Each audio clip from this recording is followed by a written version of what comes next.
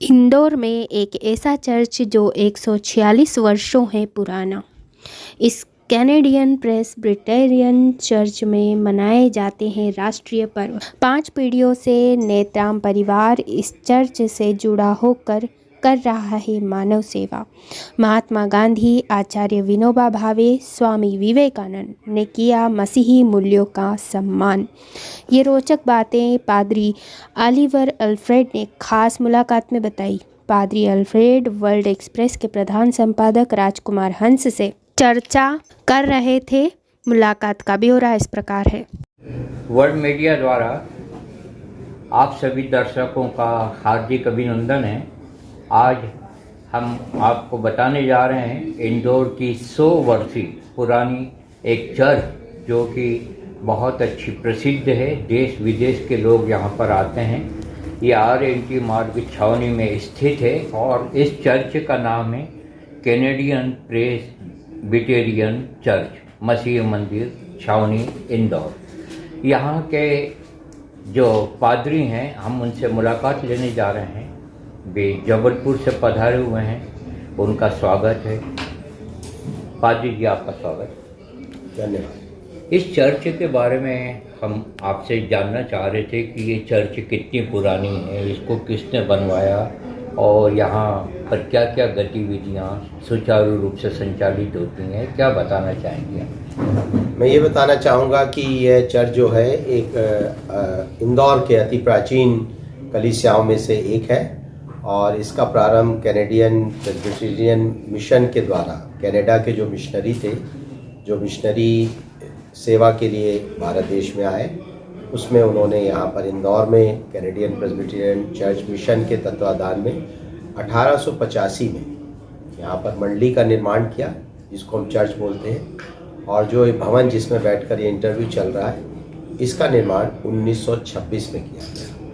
जब चर्च बन गया, मतलब लोगों का जो आध्यात्मिक संगठन बन गया, उसका भौतिक स्वरूप जो है वो 1926 में हुआ, पर इसका आध्यात्मिक स्वरूप और सामाजिक स्वरूप 1885 में स्थापित हो चुका था। और इसमें जो गतिविधियां सुचारू रूप से चलती हैं वो है, प्रमुख रूप से आराधना चलती है।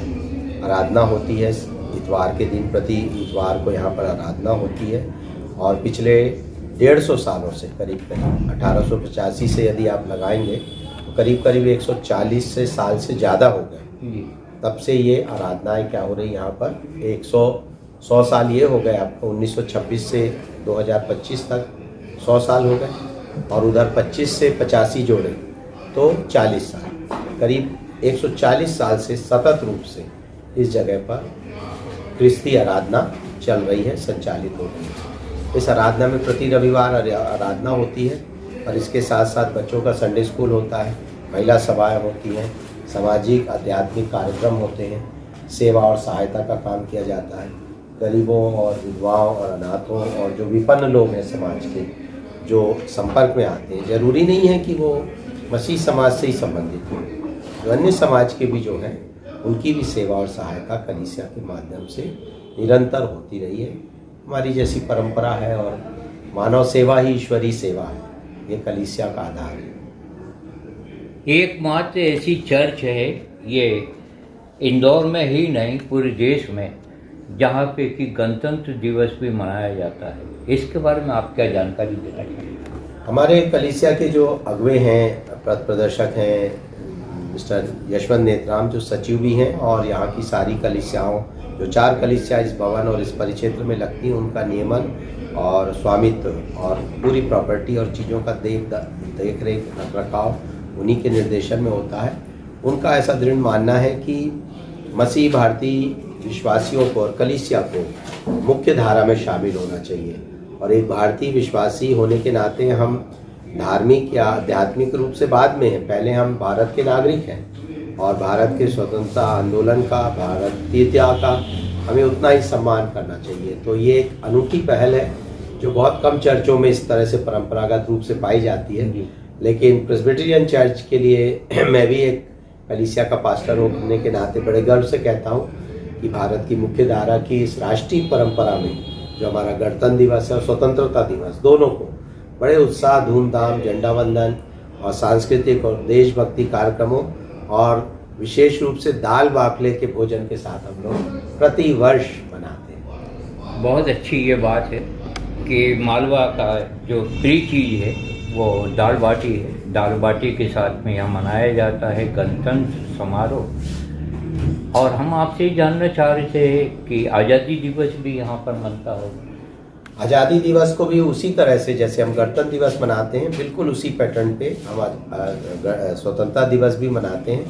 यहाँ पर बाकायदा स्टेज लगता है और हमारी जो क्वायर है और जो हमारे बच्चे हैं वो कल्चरल प्रोग्राम देते हैं। मसीह भक्तिपूर्ण और देशभक्तिपूर्ण गानों को यहाँ पर क्वायर के द्वारा गाया जाता है, बाकायदा उसकी प्रैक्टिस की जाती है और उसके साथ कुछ क्विज प्रोग्राम भी यहाँ रखा जाता है और बच्चों का और बड़े जो भी इसमें शामिल होते हैं, इवन जो राह चलते राहगीर हैं वो भी इसमें शामिल होते हैं। झंडा वंदन होता है, सबसे पहले झंडा वंदन होता है, उसके बाद कल्चरल प्रोग्राम होता है, प्रार्थनाएं होती हैं, देशभक्तिपूर्ण गीत गाए जाते हैं और दाल बाफले के साथ फिर हम अपने कार्यक्रम का भोजन ग्रहण कर अंत करते हैं। पादरी जी, एक सवाल हमारा और है कि नेत्राम फैमिली का बहुत बड़ा योगदान है इस चर्च के विकास में।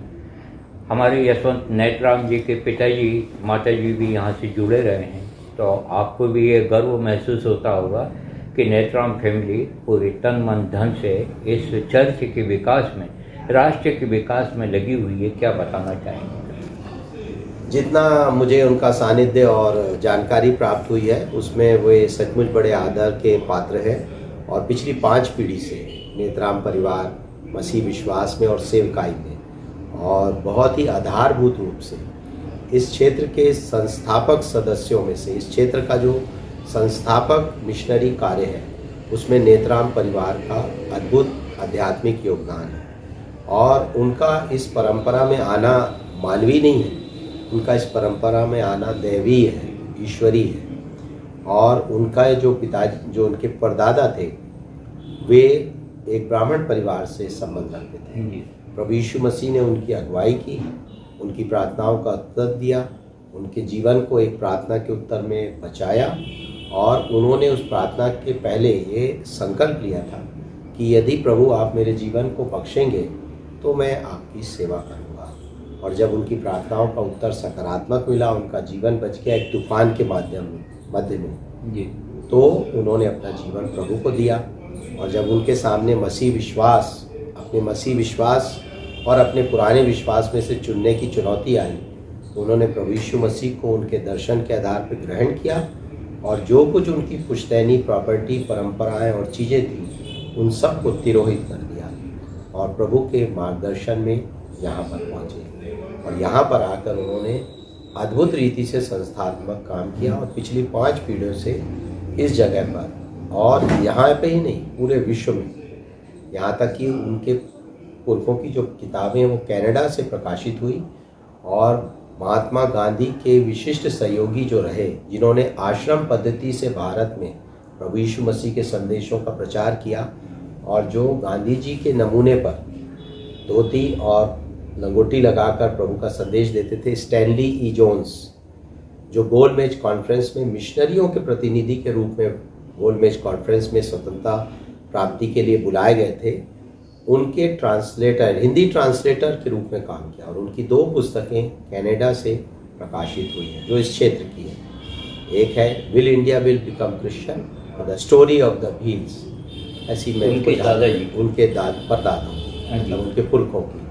और उसी परंपरा में आज वर्तमान में भाई यशवंत नेत्राम और उनका पूरा घराना तन मन धन से इस कलीसिया की सेवा कर रहे हैं और ये परमेश्वर का ही प्रबंध और उपाय है कि आज इस पूरी कलीसिया का जो परिसर है और इस कलीसिया का जो संचालन है वो परमेश्वर ने उनके हाथ में दिया है और वो बड़े तन्मयता के साथ और पूरे समर्पण के साथ जो उनकी शक्ति है उसमें वो काम में लगे हुए हैं और वो लगातार परमेश्वर उनसे काम ले रहा है। और ये परमेश्वर का ही ईश्वरी प्रबंध है और उनके जो पिताजी हैं उनका सानिध्य मुझे प्राप्त करने का मौका मिला। और क्या शुभ नाम? उनका नाम WR नेत्राम था जी, विल्सन रेजिनाल्ड नेत्राम। और वो ब्रिटिश आर्मी में सेकंड लेफ्टिनेंट के पद पर थे। और जब उनकी माताजी ने उनको आह्वान किया कि हमारे घर में सब लोग अच्छे से खा पी रहे हैं लेकिन कोई प्रभु की सेवकाई नहीं कर रहा है और हमारे विरासत रही है, हमारी लिगेसी रही है कि हम सेवा करें, तो उन्होंने मिलिट्री से रिज़ाइन किया और अपने परिवार के साथ लेनॉर्ड थियोलॉजिकल कॉलेज जबलपुर में उन्होंने ट्रेनिंग ली और उसके बाद प्रभु की सेवा यहाँ पर की। और उसके बाद उनके जो पुत्र है भाई यशवंत नेत्राम, वो अभी सेवा में लगे हुए हैं। और माता जी का शुभ नाम? उनकी माताजी का शुभ नाम तो मुझे नेत्राम जी की याद नहीं है, पर उनके पिताजी का थोड़ी देर पहले आपने जिक्र किया कि एक किताब आई थी, 2 किताब लिखी उन्होंने, उनका शुभ नाम? उन किताबों में एक किताब थी विल इंडिया बिकम क्रिश्चियन, और ये कनाडा से प्रकाशित। राइटर का नाम?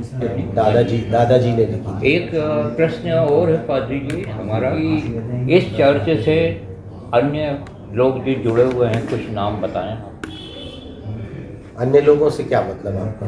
मतलब जो संगठन से जुड़े हुए हैं इस भवन में, हाँ, चर्च भवन है, इसमें चार कलीसियाएं और लगती हैं। 2 CNI से संबंधित हैं सुबह और शाम के समय, और बीच में एक new Indore Christian Indore Christ church करके एक संस्था है, चर्च है। चारों चर्च है, चारों लगते हैं, और बीच में 10 से 2 बजे तक हमारा समय है। प्रेस्बिटेरियन कैनेडियन मतलब जो प्रेस्बिटेरियन चर्च मसीह मंदिर है ना, ये हमारा। और किस संस्था द्वारा संचालित होती है चर्च? ये चर्च जो है प्रेस्बिटेरियन चर्च मसीह मंदिर द्वारा संचालित होती है, और जो इसके जो सेक्रेटरी है और पूरा संगठन है वो प्रेस्बिटेरियन चर्च के अंतर्गत ही आता है। नए साल के उपलक्ष्य में क्या संदेश देना चाहेंगे आप राष्ट्रवासियों को, सारी दुनिया के लोगों को, जिस समय नफरत का माहौल हो, जिस समय युद्ध की स्थिति बन रही हो और वर्ल्ड वार की स्थिति बन रही है, तो ऐसे समय में प्रभु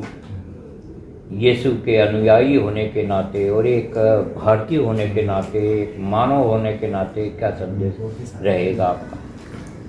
जबकि परिस्थितियां विपरीत हैं और कभी भी ऐसा नहीं रहा कि अनुकूल या प्रतिकूल, ये तो परिस्थितियां समय के हिसाब से बदलती रहती हैं जी। लेकिन जो सत्य है, सत्य कालजयी होता है। हाँ।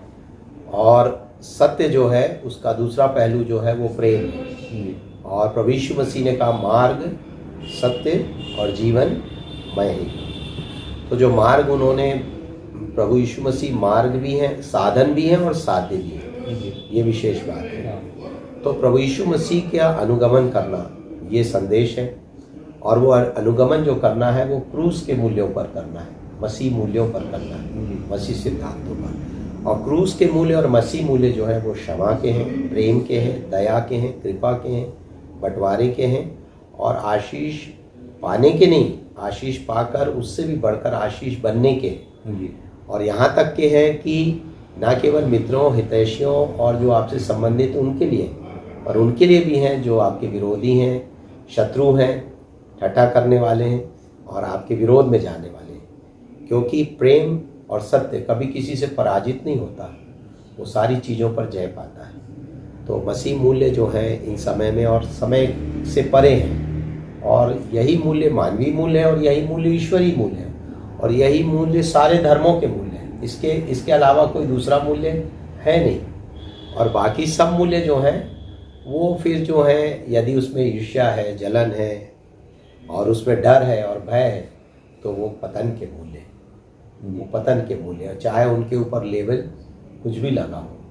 तो मसीह मूल्य तो प्रेम के मूल्य हैं, सत्य के मूल्य हैं। और प्रभु ने जो मार्ग बताया वो सकरा मार्ग बताया, क्रूस का मार्ग बताया। और क्रूस जो है बलिदान की ओर इशारा करता है। ये पाने से बढ़कर देने पर विश्वास करता है, ये लेने से बढ़कर उंडेलने में विश्वास करता है, ये रखने से बढ़कर बांट देने में विश्वास करता है, और ये सर्वस्वता का मूल्य है। इसलिए आज के परे और उससे आगे कुछ भी नहीं। और जरूरी नहीं है कि ये मसीह मूल्य है, ये हमारे देश का भी मूल्य है। हमारा देश भी इन्हीं मूल्यों पर परमेश्वर की खोज करता रहा है और मानता रहा है। तो मसीह मूल्यों में और हमारे देश के भक्तिपूर्ण और ईश्वरीय मूल्यों में मुझे कोई अंतर दिखाई नहीं देता। और यहाँ तक कि विवेकानंद जी भी और महात्मा गांधी भी और देश के जितने बड़े बुद्धिजीवी हैं धार्मिक, वो सब ने प्रभु यीशु मसीह को अपने गुरु के रूप में आत्मसात किया और उन मूल्यों को दृढ़ किया। यहाँ तक कि विनोबा भावे भी और महात्मा गांधी भी, विवेकानंद भी, ये सारे लोग मसीह मूल्यों के पक्षधर रहे और इससे कोई अलग मूल्य हो नहीं सकते। तो यही मेरा संदेश है कि हम जो इस परिस्थिति या समय में रखे गए हैं, हम उन्हीं मूल्यों पर दृढ़ रहें, उनका पालन करें और पूरी ताकत से जो प्रभु ने हमें शक्ति, स्थान, जगह, प्रतिष्ठा और अवसर दिया है उसमें इनका प्रतिपादन करते रहें, चुनौतियों का सामना करें, क्योंकि जब हम इन मूल्यों के पक्ष में होते हैं तो परमेश्वर हमारे पक्ष में होता है और जब हम परमेश्वर के साथ उसके पक्ष में होते हैं तो विजय हमारी। यही मैं कहना चाहता हूँ। बहुत अच्छा आपका संदेश है, आपका बहुत बहुत धन्यवाद। और बहुत अच्छी बात आपने कही है, प्रेम और सत्य, इससे बढ़कर दुनिया में कुछ भी नहीं है। इन मूल्यों की रक्षा के लिए हम आगे आएँ, संकीर्ण विचारधारा का त्याग करें और ये देखें कि अच्छाई हमें कहाँ से मिल गई है। प्रभु यीशु के उपदेश भी आज दुनिया के लिए बहुत ज़रूरी हैं और शांति की पूरी दुनिया को बहुत ज़रूरत है। हम यही आपसे आग्रह करना चाहेंगे, विश्व शांति, विश्व बंधुत्व के लिए सारी दुनिया के लोग आगे आएँ। धन्यवाद। जय हिंद, जय भारत, जय विश्व। नमस्कार। नमस्कार।